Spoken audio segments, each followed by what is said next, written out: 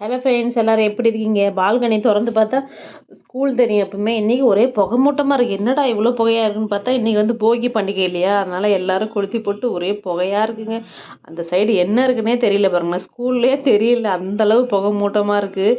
இதில் எப்படி நம்ம சர்ச்சுக்கு போகிறது? இன்றைக்கி லீவ் போட்டு கொஞ்ச நேரம் தூங்கலான்னாங்க பசங்க. இல்லை போய் பார்ப்போம், ரோடு வண்டிலாம் போகிற மாதிரி இருந்தால் போல், இல்லை ரிட்டன் வந்துடலான்னு போனோம். அப்புறம் பார்த்திங்கன்னா கொஞ்சம் வெளிச்சமாயிருச்சு.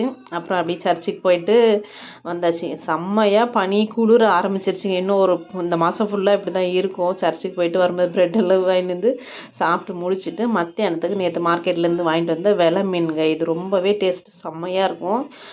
கட் பண்ணுறது கொஞ்சம் கஷ்டமாக தான் இருந்தது. அவங்க இருந்தால் கட் பண்ணி கொடுத்துருப்பாங்க. அவங்க வெளியே போனதால் நான் தான் கட் பண்ணேன். இந்த சைடெல்லாம் கத்திரி வச்சு கட் பண்ணிவிட்டு அந்த செல்லில் கத்தி வச்சு நல்லா சுரண்டி எடுத்துகிட்டு நம்ம 2-3 பீஸாக போட்டுக்கலாம். இது வந்து வெலை மீன். 1 கிலோ வந்து 300 கொஞ்சம் ரேட்டு கம்மியாக தான் கிடச்சிது. ஏன்னா எப்பவுமே இது ரொம்ப ரேட்டு ஜாஸ்தியாக தான் இருக்கும். 300 கிடைக்கும். பரவாயில்ல, வெலை வாங்கலான்ட்டு 1 கிலோ வாங்கிட்டு வந்திருந்தோம்.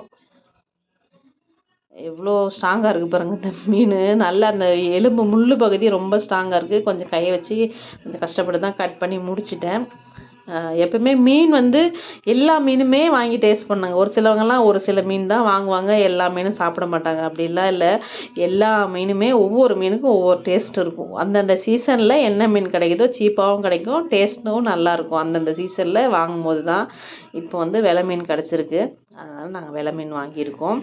நல்லா மஞ்சள் தூள் போட்டு சூப்பராக கட் பண்ணியாச்சு. இப்போ குழம்பு வச்சிடலாம். ஒக்கேனக்கல் ஸ்டைலில் குழம்பு இப்படி தான் வைக்கிறாங்க. நான் பார்த்தேன் ஒரு வீடியோவில். சரி நம்மளும் அதே மாதிரி வைப்போம். நான் வைக்கிற குழம்பு அதே மாதிரி தான் இருக்கும். இருந்தாலும் நம்ம இந்த கரம் மசாலாலாம் சேர்க்க மாட்டேன். இதில் வந்து கரம் மசாலாலாம் சேர்த்துருக்காங்க. பாதி மீன் துண்டெல்லாம் எடுத்து மசாலா போட்டு வச்சுட்டேன் வறுக்கிறதுக்கு. தலையெல்லாம் குழம்பு வச்சிடலாம். எண்ணெய் ஊற்றி சின்ன வெங்காயம் போட்டிருக்கேன், தக்காளி பழம், இஞ்சி பூண்டு கருவேப்பிலை இதெல்லாம் கொஞ்சம் வதங்கட்டோன்னு மிளகு சீரகமும் சேர்த்துருக்கேன். இது கூட கொஞ்சம் கறி மசாலா ஒரு 1/2 ஸ்பூன், தனியாத்தூள் 1/2 ஸ்பூன், மிளகாய்த்தூள் 1/2 ஸ்பூன், நம்ம குழம்பு மிளகாய்த்தூள் 1/2 ஸ்பூன் சேர்த்துருக்கேன், மஞ்சத்தூள், உப்பு இதெல்லாம் சேர்த்து நல்லா வதக்கிட்டு, நம்மக்கிட்ட ஆட்டாங்கல் இருந்தால் அந்த அம்மியில் வச்சு அரைப்பாங்க.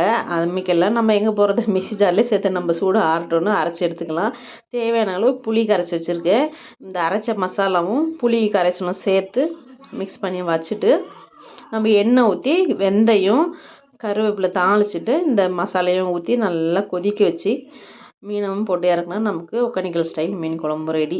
நம்ம எக்ஸ்ட்ரா இந்த கரம் மசாலா தனியாத்தூள் இதெல்லாம் சேர்க்குறோம். நம்ம நார்மலாக வீட்டில் செய்யும்போது நம்ம குழம்பு மிளகாய்த்தூள் மட்டும் தான் சேர்ப்போம்.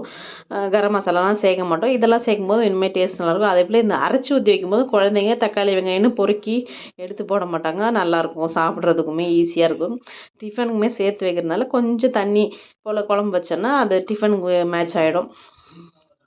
மீன் வறுக்க ஆரம்பிச்சாச்சு. மீன் வறுக்கும்போது எப்பவுமே இந்த மாதிரி இரும்பு தோசைக்கல்லில் தேங்காய் எண்ணெய் ஊற்றி மீன் வறுத்து பாருங்களேன், அப்படியே வாசனை கம்ம கம்மன்னு தூக்கும். செம்ம டேஸ்ட்டாக இருக்குங்க. ட்ரை பண்ணி பாருங்கள். சூடாக சாதம் வச்சாச்சு.